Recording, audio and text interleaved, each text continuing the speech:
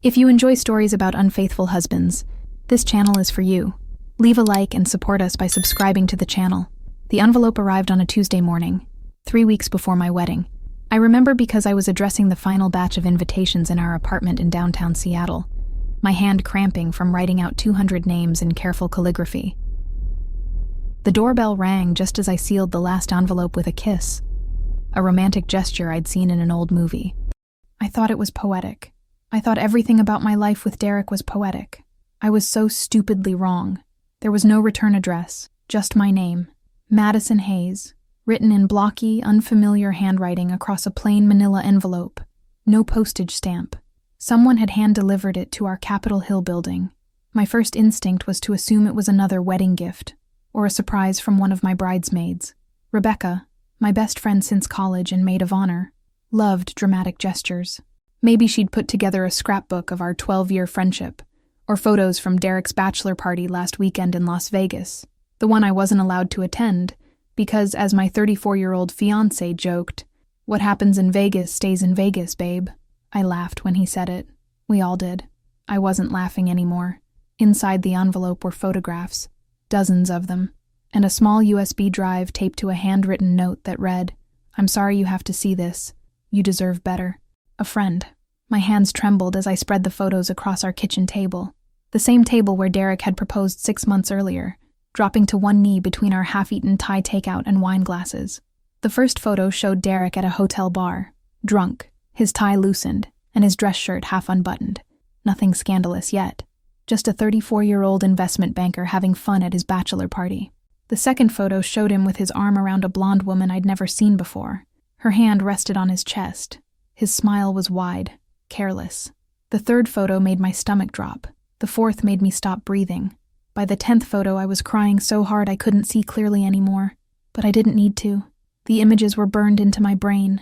Derek kissing strangers, hands wandering, lips on necks, bodies pressed together in dark corners of what looked like a penthouse suite. And then I saw her. Rebecca, my best friend, my maid of honor, the 32-year-old woman I trusted more than anyone in this world. She wasn't just there. She wasn't just watching. She was participating. I couldn't look away from the photos, even though every image felt like a knife twisting deeper into my chest. There were at least 40 pictures spread across my kitchen table, each one more damning than the last. Someone had been methodical, documenting every moment of Derek's betrayal with the precision of a private investigator. In one photo, Derek had his hand on the lower back of a brunette in a tight red dress. She was leaning into him, whispering something in his ear while he grinned like an idiot.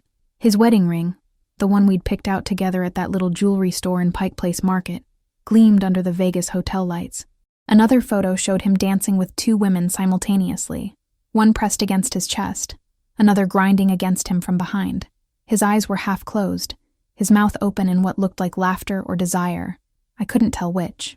Maybe both. But the worst photos were the ones with Rebecca. My Rebecca. The woman who'd held my hand through my father's funeral 3 years ago. The woman who'd helped me pick out my wedding dress, crying happy tears in the bridal shop as I twirled in front of the mirror. The woman who'd been my college roommate, my confidant, my sister in every way that mattered. In the photos, she wore a black cocktail dress I'd never seen before. Short, revealing, completely unlike her usual style. Or at least, unlike the style I thought I knew. One image showed her laughing, her hand resting possessively on Derek's shoulder as he talked to the blonde woman. Another showed her leaning close to him, their faces inches apart, intimate in a way that made my skin crawl. Then there was the photo that made me physically sick. Rebecca and Derek, standing in what appeared to be a hallway outside a hotel room. His hand was on her waist, her arms were around his neck. They weren't kissing, not yet, but the intention was clear in their body language, in the way they looked at each other. Like I didn't exist, like our friendship meant nothing, like the wedding in 3 weeks was just an inconvenient detail they could ignore for one wild night in Las Vegas. My phone buzzed on the table. A text from Derek. "Hey babe, miss you. Can't wait to marry you. Love you so much." I stared at the message, then at the photos, then back at the message. The USB drive sat untouched beside the scattered photographs. I wasn't sure I wanted to see what was on it, but I knew I had to. I kept staring at the photos of Rebecca, trying to convince myself there was an innocent explanation. Maybe she was just drunk. Maybe she was trying to keep an eye on Derek. making sure he didn't do something stupid. Maybe the camera angles were deceiving, making innocent moments look suspicious, but I knew better. I grabbed another stack of photos I hadn't examined closely yet, my hands shaking so badly I almost dropped them. These were different, taken later in the night, judging by Derek's increasingly disheveled appearance, and the timestamp printed in the corner, 2:47 a.m. The first photo in the new stack showed Rebecca at the hotel bar, but she wasn't watching Derek anymore. She was talking to two women, one blonde, one redhead, both young and beautiful. Rebecca's body language was animated, enthusiastic, like she was explaining something important. The next photo showed those same two women approaching Derek, who was slumped in a leather booth, clearly wasted. The blonde sat on one side of him, the redhead on the other, and Rebecca stood nearby, watching with a smile I'd seen 1,000 times before. It was her mission-accomplished smile, the same one she wore when she closed a big deal at her real estate firm, the same one she had when she successfully set up her cousin with her now husband. My stomach turned. In the following photos, the pattern became impossible to deny. Rebecca wasn't just participating in Derek's betrayal, she was orchestrating it. Photo after photo showed her bringing women to him, introducing them, encouraging interactions, facilitating everything. There was a picture of her handing Derek another drink while the blonde woman sat on his lap. Another showing her laughing as the redhead kissed Derek's neck. One where she actually had her phone out, seemingly taking pictures of Derek with these women, like she was documenting her success.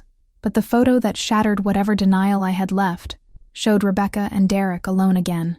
Much later, they were in a corner of what looked like the penthouse suite. Her hand was on his face. His hand was in her hair. The look between them wasn't friendship. It wasn't drunken confusion. It was desire, raw and unmistakable. My best friend hadn't just failed to stop my fiancé from cheating. She had engineered the entire thing, and then participated herself. I thought about our conversation when Derek got back from Vegas 3 days ago. Rebecca had called me immediately. "Madison, the party was crazy but totally harmless. You know how boys are. Derek was a perfect gentleman. You have nothing to worry about." She'd looked me in the eyes and lied. I reached for the USB drive. My laptop sat on the kitchen counter, still open from when I'd been researching wedding favors that morning. Back when my biggest concern was whether guests would prefer personalized candles or small succulents. Back when I was still naive. I plugged in the USB drive with trembling fingers. My heart hammered so hard I could hear it pounding in my ears. Part of me wanted to throw the drive away, pretend I'd never received that envelope, go back to planning my perfect wedding to my perfect fiancé with my perfect best friend by my side, but I'd never been good at lying to myself. The drive contained 4 video files, each labeled with timestamps. I clicked on the first one, Friday, 11:34 p.m. .mp4. The video opened on a shaky smartphone recording of the hotel suite. Loud music pumped in the background. Some remix I didn't recognize. Derek's groomsmen were scattered around the room, drinks in hand, laughing at something off camera. Then I heard her voice. "Okay, listen up." Rebecca's voice cut through the noise, slightly slurred but commanding. The camera panned to show her standing on a coffee table in that black dress, holding a champagne bottle like a trophy. "Tonight is about giving our boy Derek one last night of freedom." The guys cheered. Someone whistled. "So I've arranged a little surprise," Rebecca continued, gesturing dramatically toward the suite's entrance. "Ladies, come on in." The door opened, and at least 6 women walked in. Beautiful, young, dressed for a night out. I recognized the blonde and redhead from the photos, along with others I hadn't seen yet. "Derek!" Rebecca jumped down from the table and grabbed my fiancé's arm, pulling him toward the women. "These lovely ladies wanted to help you celebrate." "Don't be shy." The camera caught Derek's face, surprised at first, then breaking into that boyish grin I'd fallen in love with 5 years ago. "Becca, you're insane," he laughed. "I know," she replied, pushing him toward the blonde woman. "Now stop being boring like Madison and have some fun." My breath caught. Boring like Madison. The video continued, showing Rebecca playing matchmaker, directing women toward Derek like a twisted game show host, refilling drinks, encouraging increasingly inappropriate behavior. She wasn't drunk. She wasn't careless. She was deliberate, calculated, enjoying every moment. I watched her guide the redhead to sit on Derek's lap. I watched her whisper something to the blonde that made both women giggle and look at my fiancé. I watched my best friend systematically destroy my relationship, and she was smiling the entire time. I forced myself to click on the second video file. Saturday, 3:17 a.m., MP4. The party had clearly wound down. Most of the groomsmen had left or passed out. The suite was trashed. Empty bottles everywhere, furniture pushed around, someone's tie hanging from a lamp. This video was different, steadier, like someone had propped the phone up somewhere and just let it record. The audio was clearer, too. I could hear Rebecca and Derek talking in what they thought was a private corner of the suite. They were sitting close together on a leather couch, both obviously drunk, but still coherent enough to have a conversation. "I can't believe you actually did all this," Derek said, his words slightly slurred. "Madison would kill you if she knew." Rebecca laughed, a sound I'd heard a million times, usually when we shared inside jokes or made fun of bad movies together. Now it sounded cruel. "Madison doesn't need to know everything," Rebecca replied. "Besides, you needed this. You've been so stressed about the wedding." "Yeah, she's been kind of intense lately," Derek admitted. "Everything has to be perfect. The flowers, the seating chart, the goddamn napkin colors. It's exhausting." My chest tightened. I'd been planning our dream wedding. I'd been excited, and he thought I was exhausting. "That's what I'm saying," Rebecca continued, her voice taking on a tone I'd never heard before. Mocking, condescending. "Madison's sweet and all, but she's so boring. You know? She doesn't know how to have fun anymore. Everything's a schedule, a plan, a checklist." "She wasn't always like that," Derek said, but he didn't sound defensive. He sounded like he was agreeing. "Well, she is now," Rebecca said, "and you're about to marry boring, for the rest of your life, every day. Coming home to boring, going to bed with boring, growing old with boring." Derek was quiet for a moment. Then, "Tonight wasn't boring." "No, it wasn't," Rebecca purred. "See what you're missing?" There was a pause. Movement, the sound of fabric shifting. "Becca," Derek's voice was thick with alcohol and something else. "Shh, Madison never has to know. She trusts us both completely. She's probably at home right now addressing wedding invitations, totally clueless." I heard kissing sounds. Movement, heavy breathing. "You're right," Derek whispered. "She is clueless." They both laughed. I stopped the video, ran to the bathroom, and vomited. When I came back, there were still 2 more video files I hadn't watched. And 17 days until my wedding. I sat on my bathroom floor for 20 minutes, crying until my throat was raw and my eyes were swollen. The tile was cold against my legs, grounding me when everything else felt like it was spinning out of control. Boring. Exhausting. Clueless. Their words played on repeat in my head like a nightmare I couldn't wake up from. My phone buzzed again. Another text from Derek. "Leaving work early. Picking up dinner. Want your usual from that Italian place?" And then Rebecca. "Coffee tomorrow? Need to finalize bridesmaid dress fittings. Only 17 days left." I stared at both messages. These people who claimed to love me, who were planning to stand at the altar with me in 17 days, pretending everything was normal. Pretending they hadn't betrayed me in the worst possible way. Something shifted inside me then. The devastation hardened into something cold and sharp. I could call off the wedding. I could confront them privately. Cry, scream, throw things. I could tell our families, cancel the venue, return the gifts, and let everyone know what they'd done. That's what the broken-hearted Madison would do. The boring, clueless Madison they'd laughed about. But I wasn't that Madison anymore. I stood up, washed my face, and looked at myself in the mirror. My eyes were red and puffy. My mascara streaked down my cheeks. I looked destroyed. Good. Let them see what they expected to see.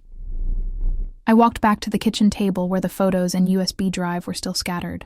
Instead of hiding them or throwing them away, I carefully gathered everything and placed it in a folder. Evidence, documentation. Then I opened my laptop and started researching. How to play video at wedding reception, projector rental Seattle, wedding video surprise for guests. My hands were steady now, purposeful. They wanted to humiliate me in private, to mock me behind my back, to treat me like I was too stupid to ever find out. Fine. I would let them think they'd gotten away with it. I would smile through dress fittings and cake tastings. I would let Derek kiss me and tell me he loved me. I would let Rebecca help me into my wedding dress and fix my veil. And then in front of 200 guests, our families, our friends, our colleagues, I would show everyone exactly who they really were. The wedding was still on, but it wouldn't be the celebration they were expecting. I texted Derek back. Italian sounds perfect. Love you. And Rebecca. Coffee at 10? Can't wait. You're the best MOH ever. Then I smiled. Game on. The next morning, I met Rebecca at our favorite coffee shop in Capitol Hill, the same place where we'd spent countless Sunday mornings over the past 12 years, gossiping about work drama and failed Tinder dates. She hugged me when I arrived, holding me tight like she always did. You look tired, she said with concern. Everything okay? I wanted to scream, to scratch her eyes out, to throw my coffee in her face. Instead, I smiled. Just wedding stress. You know how it is. Oh, honey. She squeezed my hand across the table. Only 16 days left. Then you can finally relax and just be married to that amazing man of yours. Amazing man. The one she'd orchestrated a betrayal for. The one she'd kissed. The one she'd called boring Madison's problem. I know, I said, taking a sip of my latte. I'm so lucky. We went over bridesmaid details, dress fittings, hair appointments, the rehearsal dinner schedule. Rebecca was efficient and organized, checking items off her list with the same competence she brought to every aspect of her life, including destroying my relationship. Oh, Rebecca suddenly lit up. I almost forgot. What are you doing for the reception video? You know, like a montage of you and Derek. Everyone does those now. My heart raced, but I kept my expression neutral. Actually, I wanted to ask you about that. Do you think it's cheesy? No way. It's romantic, Rebecca insisted. You should totally do one. Show photos from when you first met, your trips together, the proposal. Make everyone cry. You're right, I said slowly, like the idea was just occurring to me. Maybe I could surprise Derek with it? Like, he wouldn't know about it until the reception? Rebecca grinned. Oh my God, yes. He would love that. So romantic. Would you help me set it up? I asked, watching her face carefully. Maybe coordinate with the venue to have a screen installed? Tell them it's a surprise for Derek so he doesn't find out? Of course. Rebecca pulled out her phone immediately. I'll call the venue today. What about the actual video? Do you need help editing? No, I said quickly. My cousin Jake is a video editor. He's going to put something together for me. Really professional. Perfect. This is going to be amazing, Mads. Rebecca reached across and squeezed my hand again. Your wedding is going to be absolutely unforgettable. I squeezed back, matching her smile. Oh, it will be, I promised. Trust me, no one will ever forget it. That evening, I drove to my cousin Jake's apartment in Fremont. He was the only person I could trust with this, not because we were close, but because he barely knew Derek or Rebecca and had no stake in protecting them.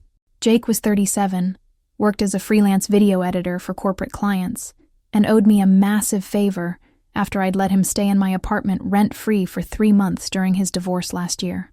I knocked on his door at 7 p.m. sharp, carrying my laptop and the USB drive in my bag. Madison? Jake opened the door, surprised. Everything okay? You sounded weird on the phone. I need your help, I said, walking past him into his cluttered living room. And you can't ask questions. You can't tell anyone, not even your mom. Jake's mom was my Aunt Linda, the family gossip who could spread news faster than wildfire. Okay. Jake closed the door slowly. Now you're scaring me. I sat down at his editing desk, opened my laptop, and plugged in the USB drive. I need you to edit these videos into a 10-minute wedding montage. Professional quality. Something that looks romantic at first, then reveals what it really is. Jake sat down next to me and watched the first 30 seconds of footage. Rebecca on the table, introducing the women, pushing them toward Derek. Holy shit, he whispered. Keep watching. I fast-forwarded through the worst parts, showing him Rebecca orchestrating everything, the intimate moments, the recorded conversation where they called me boring and clueless. Jake's face went pale. Madison, I'm so sorry. I need it ready in 12 days. I interrupted. Before the rehearsal dinner. Can you do it? Are you seriously still going through with the wedding? Yes, I said firmly.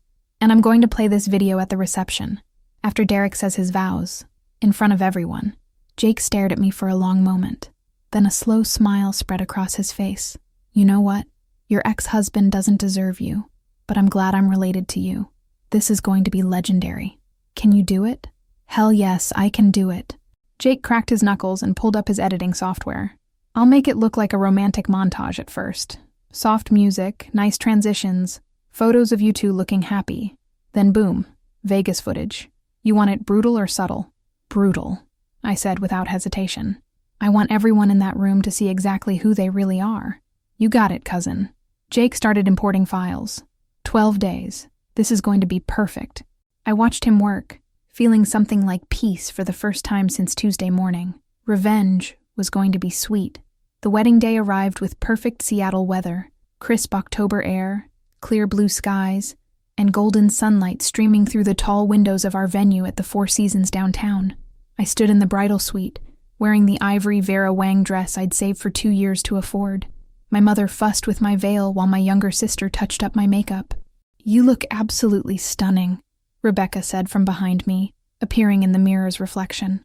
She wore the dusty rose bridesmaid dress we'd chosen together, her hair styled in elegant waves. She looked beautiful, radiant, like she hadn't destroyed my life 2 weeks ago. Thanks, Becca. I turned and hugged her, feeling her stiffen slightly in surprise at my enthusiasm. I couldn't have done any of this without you. Oh, stop. You're going to make me cry before the ceremony even starts. She pulled back, dabbing at her eyes. Are you nervous? Surprisingly, no, I said honestly. I feel calm, like everything is exactly as it should be. And it was. Jake had delivered the edited video 3 days ago on a USB drive marked Wedding Montage Final. I'd watched it alone in my apartment, tears streaming down my face, not from sadness, but from satisfaction. He'd done exactly what I'd asked. The first 4 minutes looked like every romantic wedding video. Photos of Derek and me throughout our relationship set to a soft acoustic cover of Can't Help Falling in Love, our first date at Pike Place Market, hiking in the Cascades, the proposal, happy moments that felt like a lifetime ago. Then the music shifted. The Vegas footage began. Rebecca's voice. Tonight is about giving our boy Derek one last night of freedom. The women entering. Rebecca orchestrating. Derek's hands on strangers. The kissing. The touching. And finally, the audio of their private conversation. Madison's so boring. She's exhausting. She's clueless. She trusts us both completely. Their laughter. My cousin had even added subtitles in case the audio wasn't clear enough. It was perfect. Devastating. Irrefutable. Rebecca's phone buzzed. The venue coordinator is asking about the surprise video. She wants to do a final tech check. Tell her to go ahead, I said calmly. Everything's ready. You're so mysterious about this, Rebecca laughed. Derek is going to lose his mind. Oh, I said, applying one final coat of lipstick. He definitely will. The coordinator knocked on the door. Madison, it's time. I took a deep breath, picked up my bouquet of white roses and smiled at Rebecca. Let's go get me married. The ceremony was beautiful. Picture perfect. I walked down the aisle to Canon in D, my father's arm steady beneath my hand. 200 guests stood, smiling, dabbing at tears. Derek waited at the altar in his tailored navy suit, looking genuinely emotional as I approached. Rebecca stood to my left as maid of honor, holding my bouquet, beaming with pride. We exchanged rings. The officiant spoke about love, commitment, and trust, words that would have meant something if the man in front of me hadn't betrayed every single one. Then came the vows. Derek went first, pulling out a folded paper from his jacket pocket. His voice cracked as he read, Madison, you are my best friend, my partner, my home. You make me want to be a better man every single day. I promise to love you, honor you, and cherish you for the rest of my life. You'll never have to doubt my loyalty or my love. I'm yours, completely and forever. The audience sighed. Someone sniffled. I smiled at him. Tears in my eyes. Real tears, but not for the reasons everyone thought. The officiant turned to me. Madison, your vows? I looked at Derek, then at Rebecca, then out at our families and friends, all waiting for my romantic declaration. Actually, I said clearly, I'd like to show everyone something first. A surprise I prepared for Derek. Derek's face lit up with confusion and delight. Babe, what? Just watch, I said, nodding to the venue coordinator. The lights dimmed. The massive screen behind the altar, the one Rebecca had personally helped arrange, flickered to life. Soft music began. Photos of Derek and me appeared, romantic and sweet. Guests murmured appreciatively. Derek grinned at me. Madison, this is... Then the music changed. Rebecca's voice boomed through the speakers. Tonight is about giving our boy Derek one last night of freedom. Derek's smile vanished. The Vegas footage began. I watched his face drain of color as the video showed everything. The women, the touching, Rebecca orchestrating it all, their bodies pressed together, the kissing. Then came the audio. Madison's so boring. She's exhausting. She's clueless. She trusts us both completely. Their laughter echoed through the silent ballroom. Gasps erupted from the crowd. Derek's mother screamed. My father lunged toward the altar. I turned to face everyone, microphone in hand, my voice steady and clear. I wanted you all here to witness who I almost married, and who I almost called my best friend. I looked at Derek and Rebecca, both frozen, pale, destroyed. The wedding, I said calmly, is canceled. Then I walked out, leaving them both standing there in front of everyone they'd ever known. Finally, free. Thank you for watching until the end. Your support is very important. Leave a like and subscribe to the channel. See you in the next video.